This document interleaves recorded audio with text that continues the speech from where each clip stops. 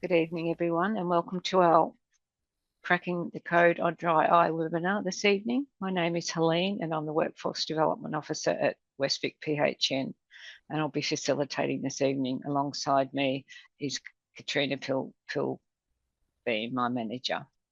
I'd like to begin by acknowledging the traditional owners and custodians of the unceded lands and waterways. Dialing in from Wadawurrung country this evening. We recognise their diversity, resilience, and the ongoing place that First Peoples hold in our communities.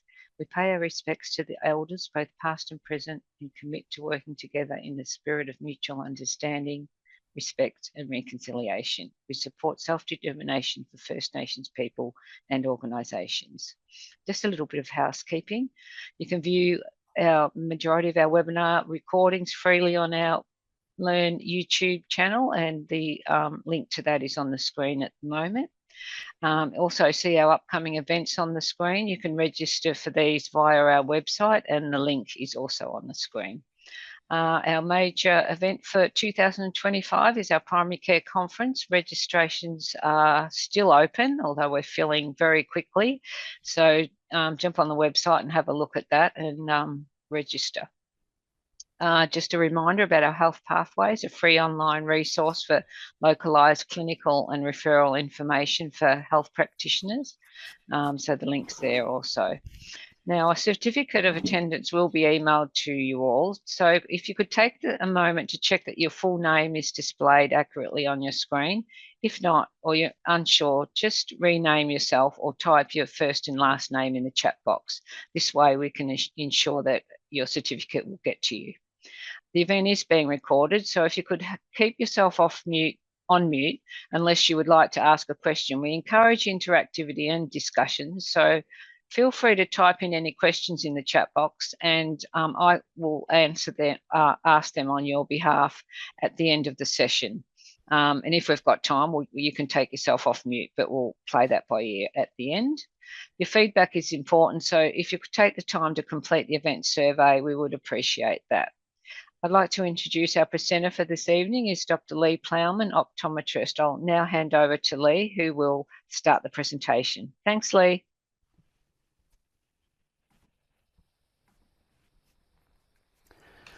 Great. Thanks so much, Helen, and thank you to Westvic PHN for having me for tonight.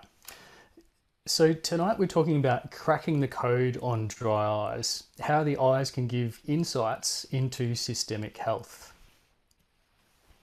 So I wanted to start off tonight with a case study. This is a 28-year-old medical student, and she saw me recently. She said that she has gritty eyes when she wakes up in the morning.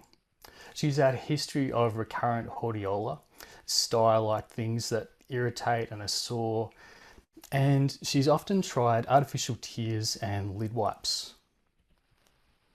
You can see on her eyelid she's got a residual stye on the left side, so this red slightly raised area on the eyelid, and on the right side you can see these green spots on the conjunctiva, the white over the white part of the eye, and there's also some redness of the veins. So this particular patient has ocular surface inflammation. So this inflammation is contributing significantly to her symptoms. So we did a symptom score. I like to do a symptom score because that helps me to measure where the patient's at the moment and then compare improvement over time. And her score was 48, and that's very high. So the minimum threshold was 23. So it's very significant for her. So for her, they're gritty eyes, they're painful, they're sensitive to light. And for her, it's having a big impact on her quality of life. She's juggling full-time medical studies, she's a part-time nurse, and she also has to juggle a social life. So it can just feel overwhelming at times to be constantly thinking about her eyes. Almost like you're walking around with a stone in your shoe all the time.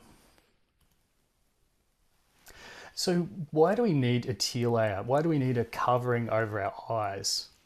One of the reasons we have this is because it provides lubrication. It reduces the friction every time we blink, so it gives that nice smooth glide across the surface. The tear layer actually does most of the work in focusing light. So it bends the light even more than glasses or contact lenses or any other surface. And especially if the tear layer is really good quality, it'll provide a smooth surface to give you the sharpest, most contrast in your vision. The tear layer also provides a barrier against pathogens, like bacteria. So it means that they can't stick to the surface and then burrow their way down.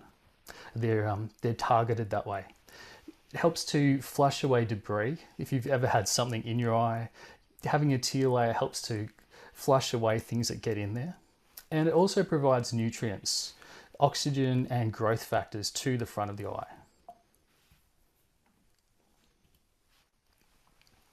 The tear film's actually like a symphony. There's around 2,000 components.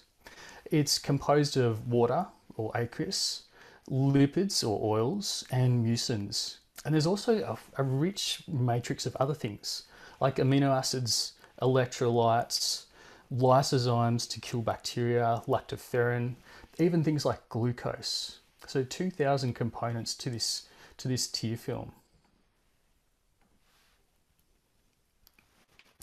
So how do we define dry eye? Well, the TFOS JUICE 3 report has recently been published just in the last few months, and it's helped to guide how we define dry eyes. And it's a multifactorial disease, so there's many different causes for it. It's symptomatic, and it's based on a loss of homeostasis. So that normal balance that our bodies are great at maintaining, keeping things in a level state, and that's where we get loss of homeostasis with dry eye. And we get this hyperosmolarity, so increased saltiness, inflammation, and damage. So what are some of the symptoms of dry eye? So we can get things like irritation, burning, stinging, or a gritty sensation. There's also, some people present with just red eyes. They might say that my eyes get red often, especially in the evenings or first thing in the mornings. One of the most common things that I find is that patients have an intermittent blurring of vision. So they might come to book an appointment with an optometrist and say, I feel like my glasses aren't working as well now as what they used to. And they find out that their prescription's still correct, but it's actually their eyes, they're suffering from dry eyes. Some people suffer from photosensitivity or even tired eyes that are usually worse later in the day. And this is something that's easily overlooked because some people just put it down to stress or not sleeping well, and it's something that's easily brushed under the carpet. Dry eye disease affects up to between 5 to 50% of the population. So it's a significant concern that we see in practice every day. It's more common in females than males, and it has a significant impact on patients' quality of life. So when we compare dry eye disease across several different eye conditions, we can compare the physical impacts as well as the mental health impacts. And we can compare things like having retinal detachment surgery, allergic conjunctivitis, macular degeneration, having glaucoma and drops, or having glaucoma surgery. And highly symptomatic dry eye has a significantly higher physical impact and mental health impact as well.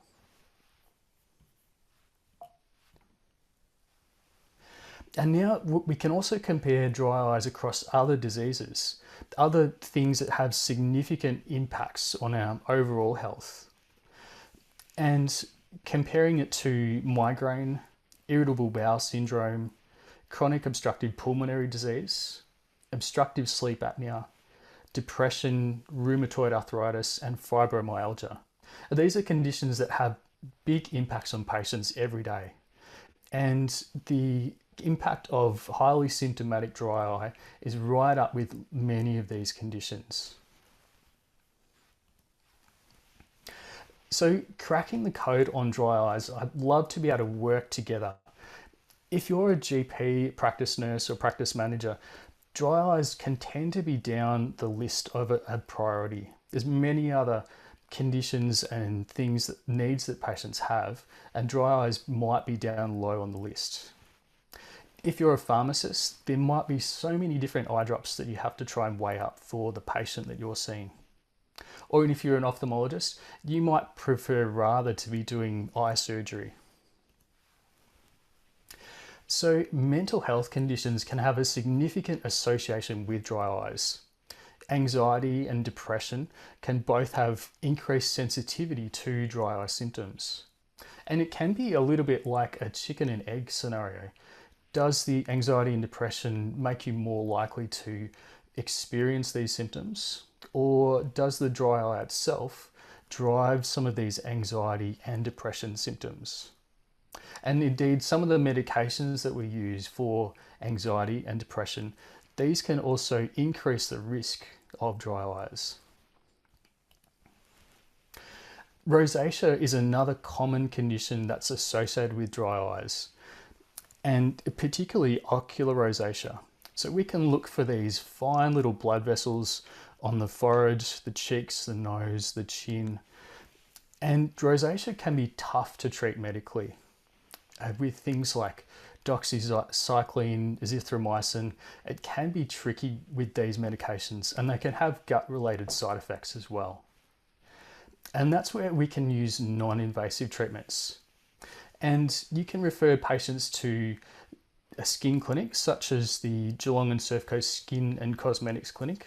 Dr. Lucy McKinnon and Dr. Katie Cook are great doctors, and they've created a rosacea clinic. And you can also work with myself and to be able to get improvements for ocular rosacea. So we'd both love to be able to see your patients. Acne is another association. So patients who would have treatment for acne, quite significant acne, and this medication can significantly impact the oil glands on the eyes. So on the left, you can see the top and bottom eyelids, and these white stripes are meibomian glands. So these produce oils that are produced to come out onto the surface of the eye. And you can see before taking Roaccutane or isotretinoin, the glands on the left, top and bottom, are nice and white. And that means that they're working, they're active, they're switched on. But if we compare a short time after starting isotretinoin, that the glands are shut down. So they're definitely duller in appearance. And I've seen patients that have had significant impacts from isotretinoin causing dry eyes, not just temporarily, but permanently as well. Eyelid laxity. A number of patients come to see me and we look at their eyelids and their eyelids are loose. And this connection can be associated with obstructive sleep apnea. So often we get sleep apnea causes breakdown of collagen, and that collagen not only affects in the airways, but also affects the eyelids as well. And patients with eyelid laxity can report dry eye symptoms. And so that's where I personally love to talk to my patients about their eyes and their eyelids and mention how well do you sleep at night? How refreshed do you feel in the morning? And then talk to them about, have you ever had a sleep test before? And then encourage them to have a talk to their GP, such as yourself, and talk about having a sleep test and trying to get a diagnosis. And for some patients, getting that diagnosis can make all the difference to improving their day-to-day energy levels. Superior limbic keratoconjunctivitis. And this is another condition that causes dry eye symptoms. If you can imagine, this is just under the top eyelid. So the top eyelid is rubbing across the surface and there's more friction than there should be. So we're not getting that gliding of the eyelid across the eye. This can be associated with thyroid dysfunction. And I'll often refer a patient for pathology to look at their thyroid function tests and make sure that these are okay. Another association is temporomandibular joint dysfunction, TMJ. Often the TMJ, the tension that patients can hold in their jaw, can affect the normal blink reflex and create more tension.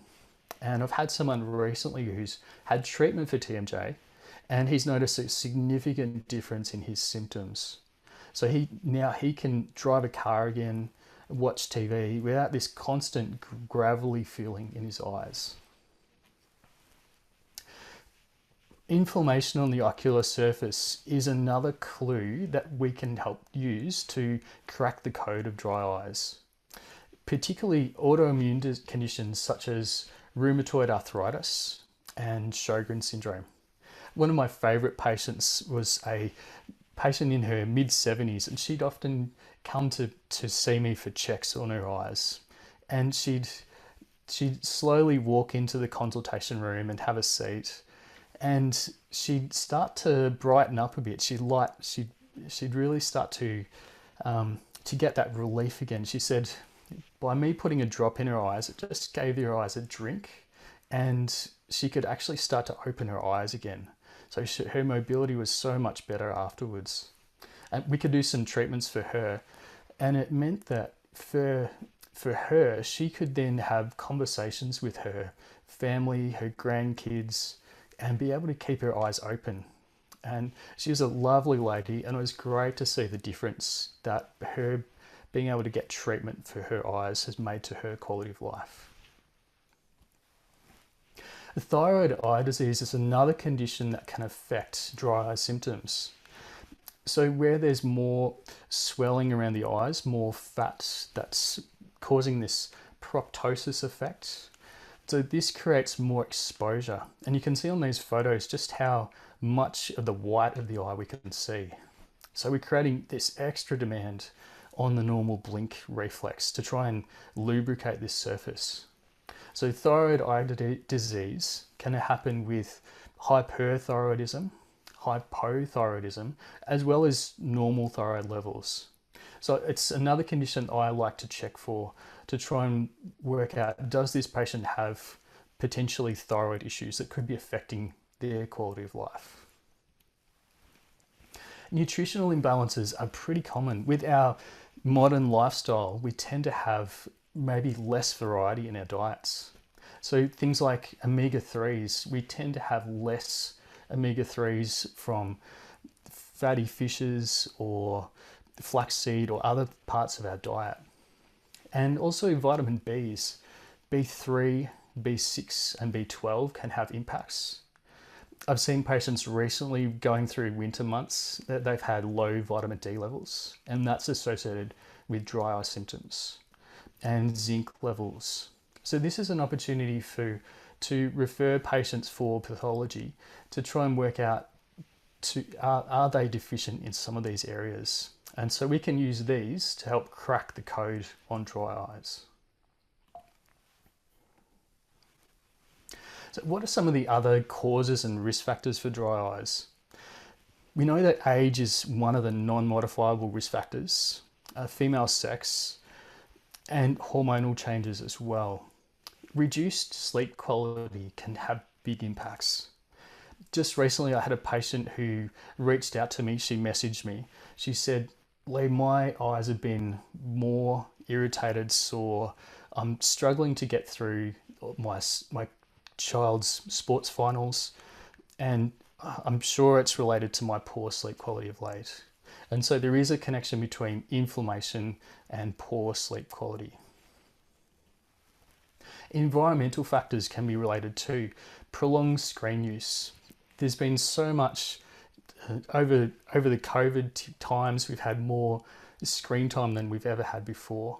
And we tend to stare at a screen rather than blinking properly. And throwing into the mix, often in an office we have air conditioning and low humidity, and that dries the eyes out too. Systemic conditions such as autoimmune conditions, rosacea, seborrheic dermatitis can play a role as well. Medications. So a number of medications have effects on drying the eyes out. Anticholinergics can play a role. Antihistamines is another common one. And patients coming into allergy season soon or now, patients will often put these symptoms down as a itchy, watery eyes. I think I've got allergies. And so they'll go and take an oral antihistamine tablet. And this medication can then dry their eyes out even further. So it can make the journey longer for them to find relief. So who are some of the celebrities that we know who have dry eyes? Jennifer Aniston has dry eyes. She's reported in the media that she's suffered from dry eyes in the past, particularly due to inflammation. Dr. Ken Jeong has also suffered from dry eyes. And Venus Williams has particularly suffered from dry eyes from when she reported that she has Sjogren's syndrome, which of course affects dry eyes. So how does the tear film work?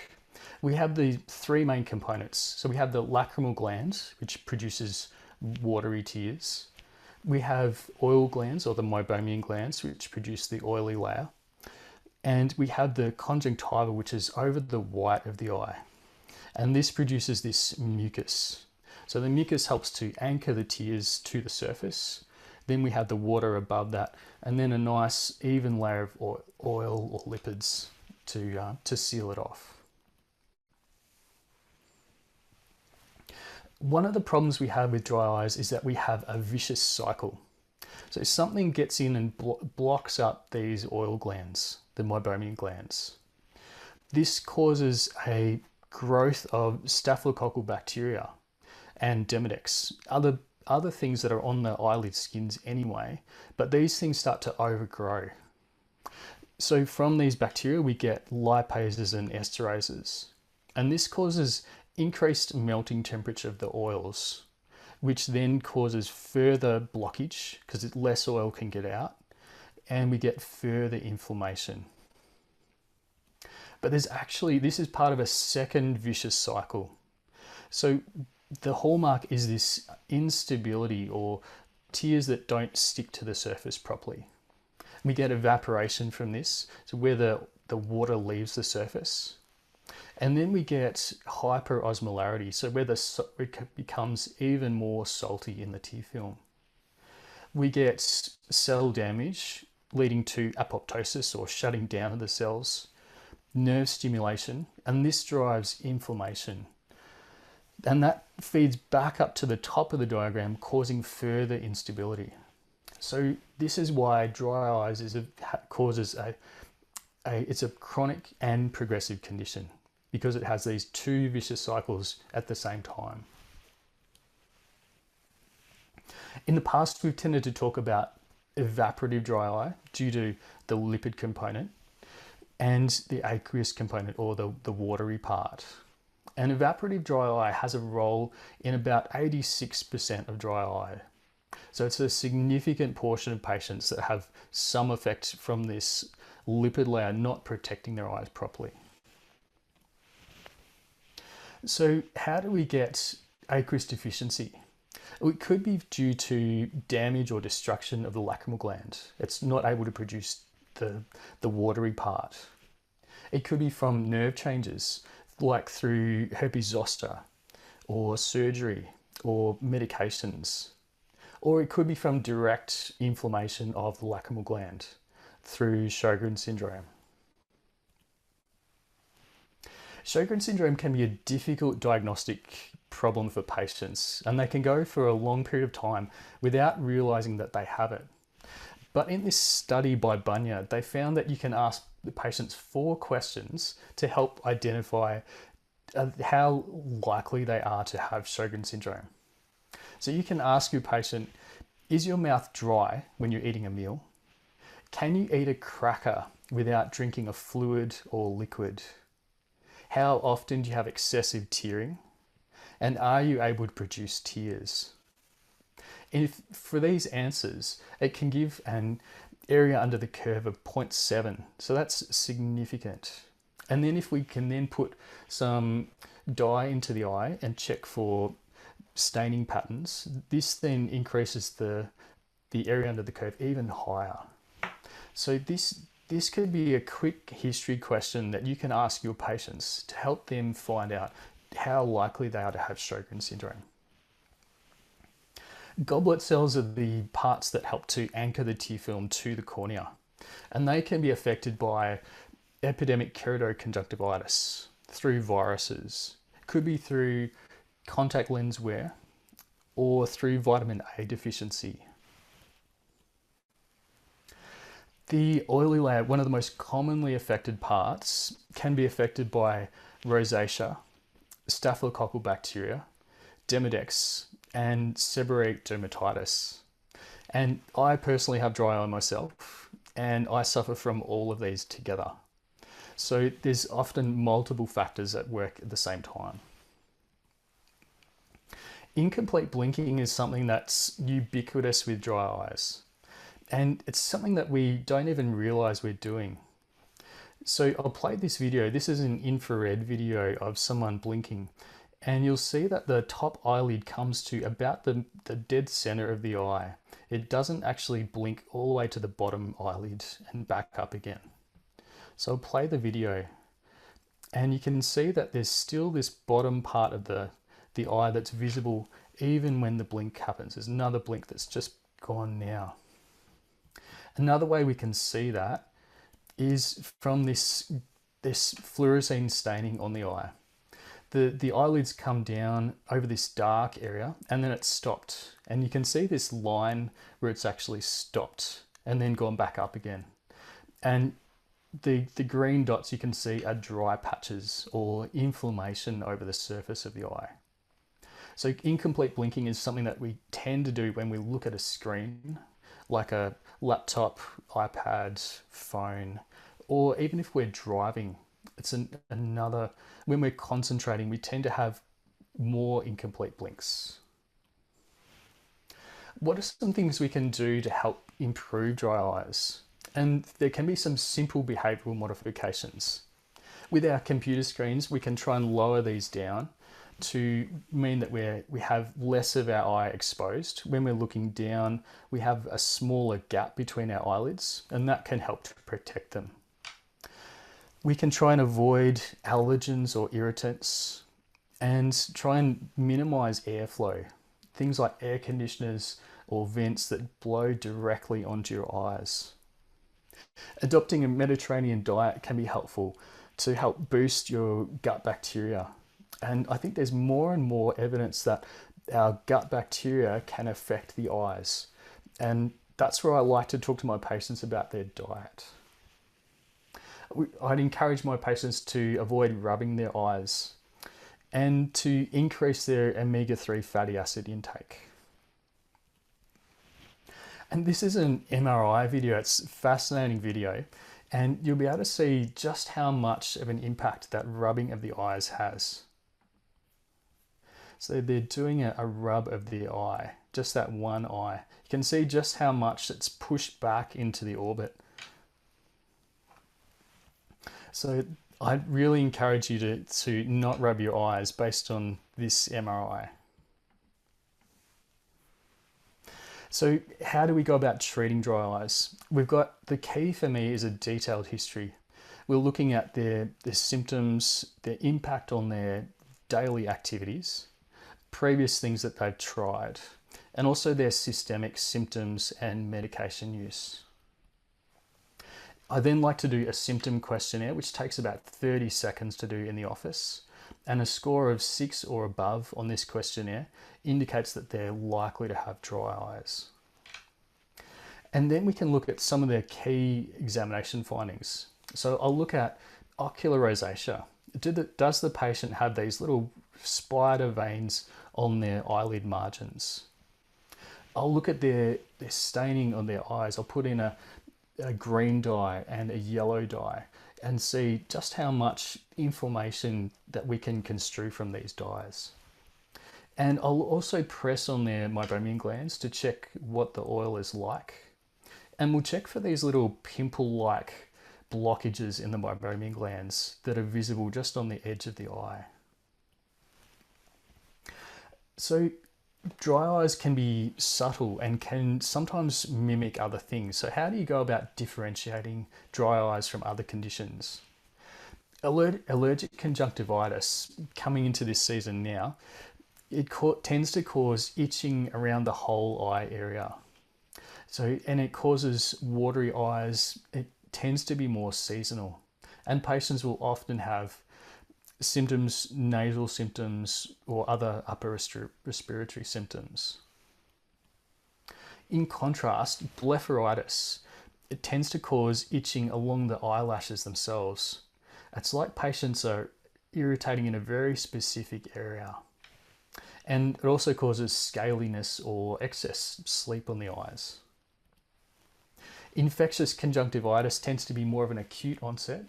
It's usually more monocular at first, and it can be bilateral after a period of time. Ocular rosacea causes these spider veins along the eyelids, and we can also get clues from the facial and chin and nose to look at other causes for the rosacea.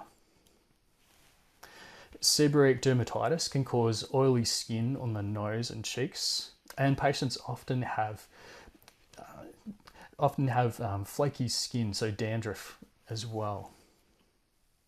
Meibomian glands can cause these pimple-like build-ups along the edges.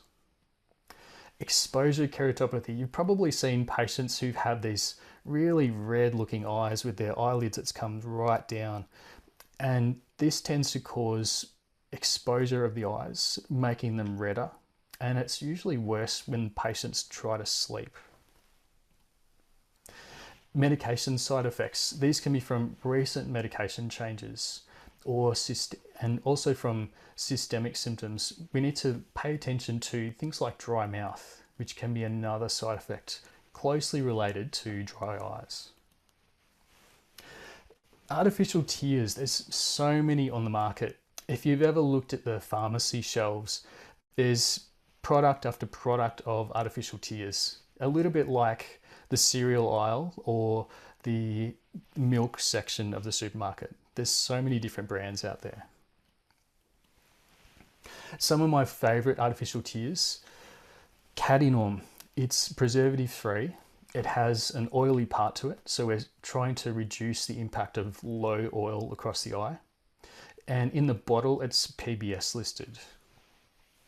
Oculosin Propose is an all-natural drop based on propolis and aloe vera. And it has this cooling, refreshing feeling. So it's great for someone who has a sore eye. It gives that definite relief. And Manuka honey drops can be great as well because they can have positive impacts on improving the meibomian glands, the oil glands. So when should you look at referring a patient? If the patient has tried artificial tears for 4 weeks and they're still suffering, or if they have increased severity, their symptoms have been constant and then they've recently become worse, or if they have corneal changes like ulceration or scarring. Some red flags to look for are acute vision loss, so changes in visual acuity. If they have severe pain that doesn't improve with lubrication, or if there's signs of infection. Or maybe another reason to refer is if you just have difficulty differentiating it from other conditions, or there's no clear cause for why this patient has these symptoms. That can be a good reason to refer the patient. So what sort of things can we do in a more advanced workup? So we can use specialized tools. I love my slit lamp. I'm a big fan of slit lamp to help give me more magnification on the surface of the eyes. And I particularly like to use my smartphone to take photos of the eyes. It's a great way to show patients, this is what your eyes look like. And patients really get behind this better. And then they love to see, here's what my eyes were at before, and then here's how they're at now. And the improvement, it really helps to resonate and reinforce for them that their treatments are working. We can also use some tailored options such as anti-inflammatory agents, intense pulse light to help reduce ocular rosacea, and eyelid deep cleaning. And this sort of evaluation can help patients to prepare for surgery and help them to improve after surgery. And I enjoy particularly working with complex cases. So patients who have autoimmune related dry eye disease, or cases where the patient's on immunomodulatory therapy. So let's go back to our patient from the start, from our 28-year-old patient. The patient who had this history of recurrent hordeola, and she's got this ocular surface inflammation. So for this patient, we did a nasolacrimal lavage. In the nasolacrimal sac, it can be like this septic tank, and we build up bacteria, protein, debris, pollen, makeup sometimes. Even gastric enzymes can lodge in the nasolacrimal sac. And this septic mix can lead to more inflammation that comes up through the nasolacrimal ducts through the puncta and back into the eye. So for this patient, it was important that we flushed out her nasolacrimal sacs.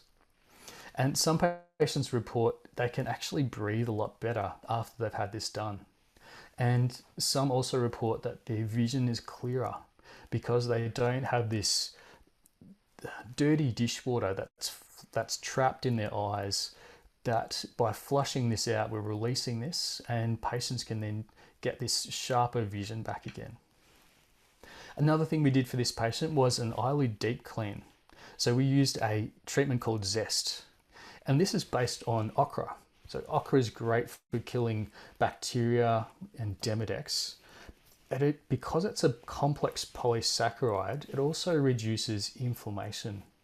And when I do a treatment for a patient, Zest is by far the quickest relief that I can give the patient by improving this cooling, refreshed feeling for their eyes.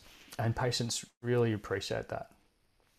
And for our patient, we also gave her topical steroids to help reduce inflammation on the surface of her eyes. So I messaged the medical student again later and asked, "How are you going?" And she said, "My eyes feel absolutely wonderful." She said, "I have some dryness today, but nowhere near what they were." And for me, the impact on her quality of life, it really motivates me. And I love working with patients like this. So let's jump into, I've got 3 case studies I'd love to talk about with you. And this is case 1, Patricia. She's a 65-year-old patient. She's a retired school teacher. And some patients, you'll probably find this from your own practice too. Some patients tend to have everything, which is unfortunate for them. She's postmenopausal, she has fibromyalgia, rheumatoid arthritis. She's had chemotherapy for breast cancer, and she's had a history of sinus problems. And she's taking several medications, including clonidine, pregabalin, sertraline, pantoprazole, and some other medications. And for her, the sorest or the most symptoms that she felt were when she woke up in the morning. Her eyes were very sore first thing in the morning, and also if she did wake up during the night as well. She doesn't tend to sleep well anyway, and that could be from the rheumatoid arthritis or fibromyalgia. And she's been using frequent over-the-counter lubricating eye drops without giving her lasting relief. She feels like it's worse in the last 6 months, and she hasn't had any discharge, redness.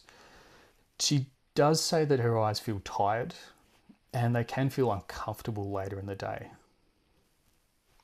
So I did a symptom score, and her score was 25, which is just above the threshold for dry eyes. So we went and had a look at her medications that she's using.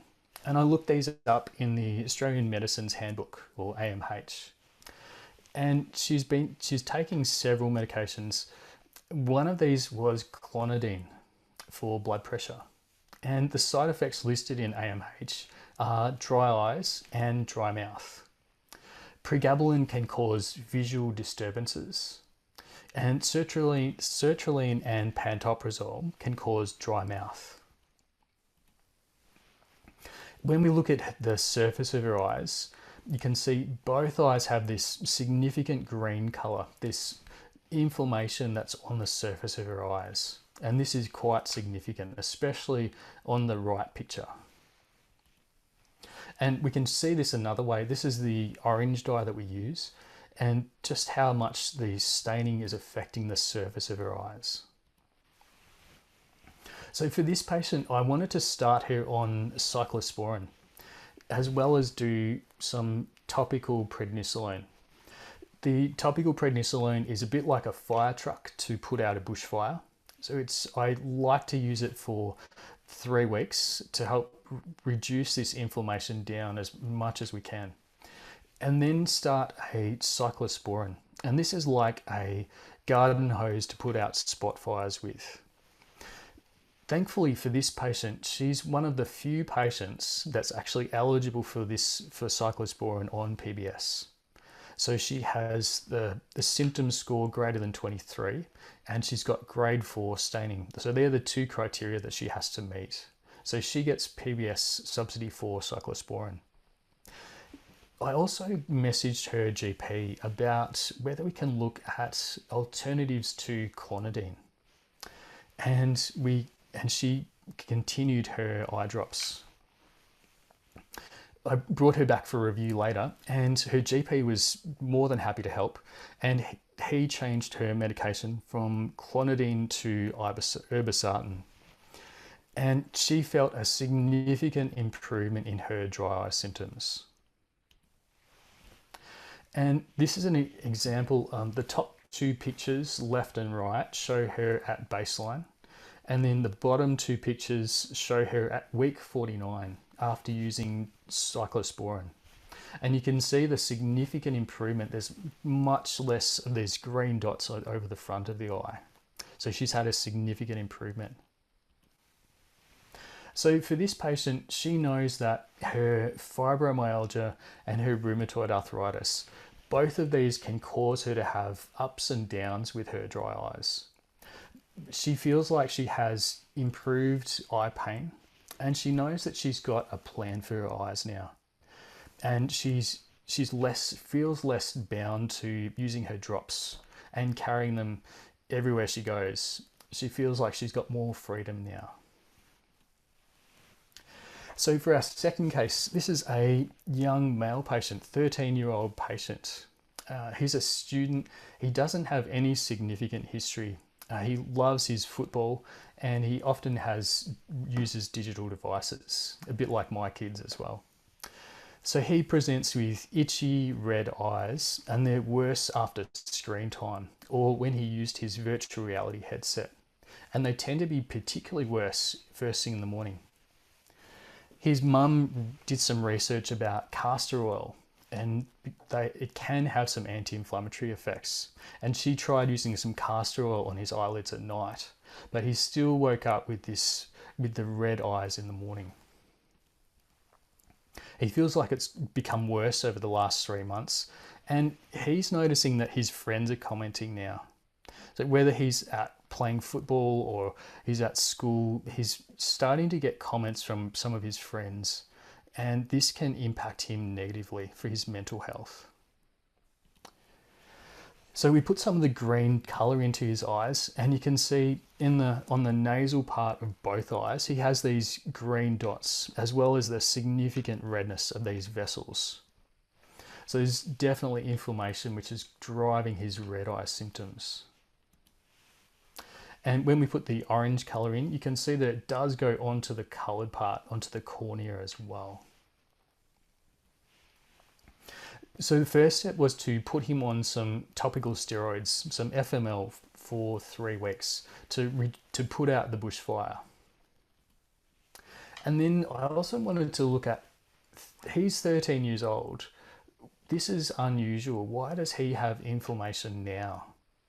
And working with his GP, we did a range of different blood tests. We looked at his thyroid function, rheumatoid factor, ANA, and some nutritional tests, B12 and vitamin D. And that we did pick up that like most people, he's a carrier for celiac disease. So he has the genes for it. And interestingly, he found that his symptoms significantly improved when he avoided gluten. So for him, we could do celiac serology and try and work out, is he actually celiac, or is he just sensitive to gluten?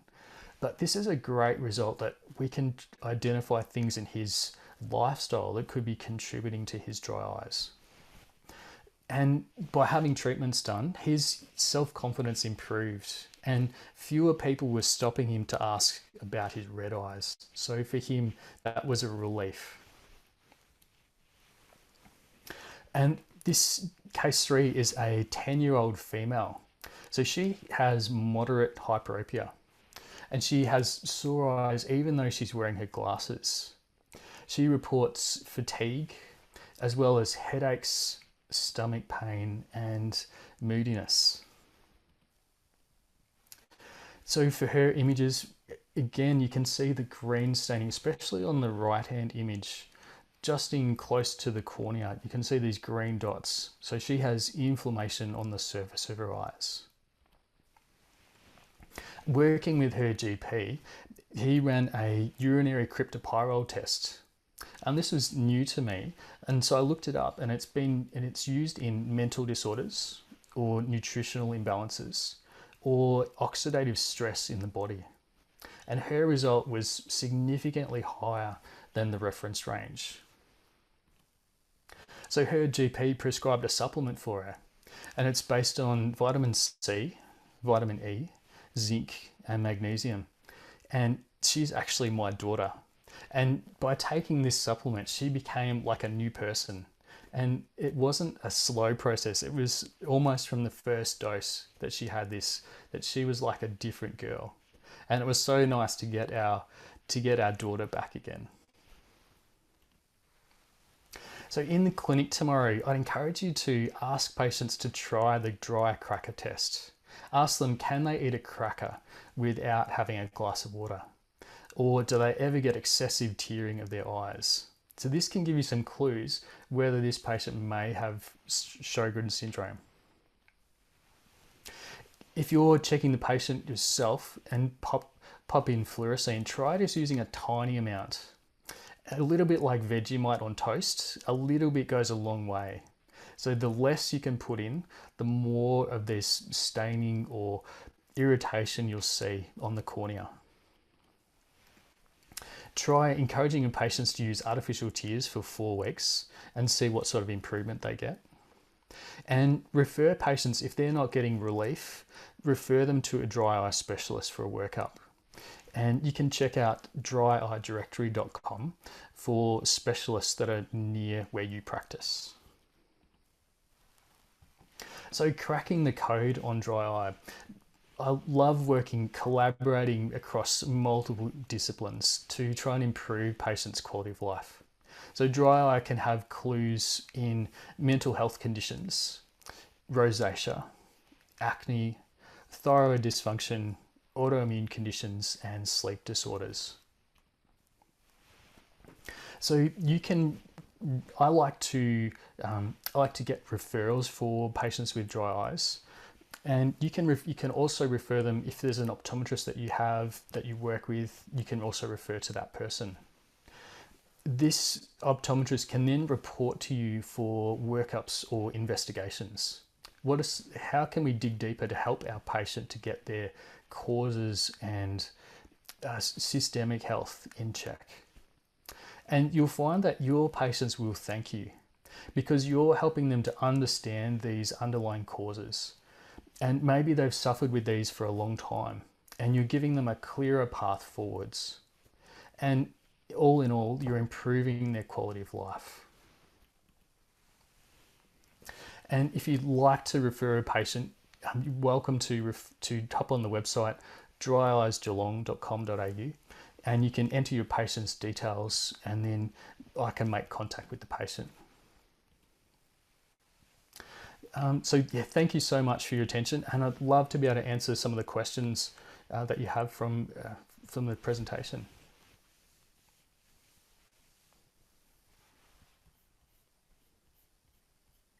Thank you, Leigh. That was fantastic.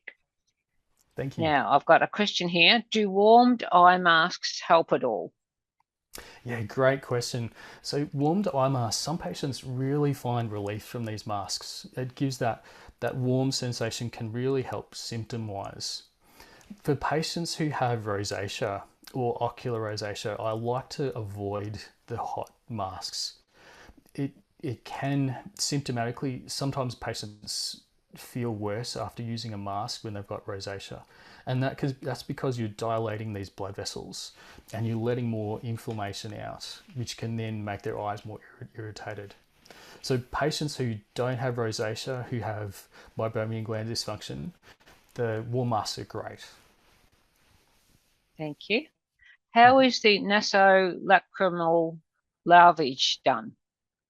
Yeah, great question. Nasolacrimal lavage, it's an easy treatment. So I like to use a 25 gauge cannula, and I fill up about 3 to 5 milliliters of saline. Non-preserved saline is great, or preserved even better, or even something like dilute boric acid can have anti-inflammatory effects. I I personally like to, when I'm doing the treatment, I like to use a slit lamp. That helps me to be more steady, and it also helps me to find the puncture easier. But if you have a good magnification, like you've got a loop or another magnification device, you can easily do this just in an office chair, having the patient rest their head back, putting a drop of Alkane in both eyes just to reduce blinking and make it more steady, and then yeah, flushing it through, and patients can really appreciate the difference. So yeah, good luck. I hope you get some great feedback. Thank you for that. There are no more questions. If you do have a question, we do have time, so you can type it in the chat box, or feel free just to take yourself off mute if you've got a question that you want to ask Leigh.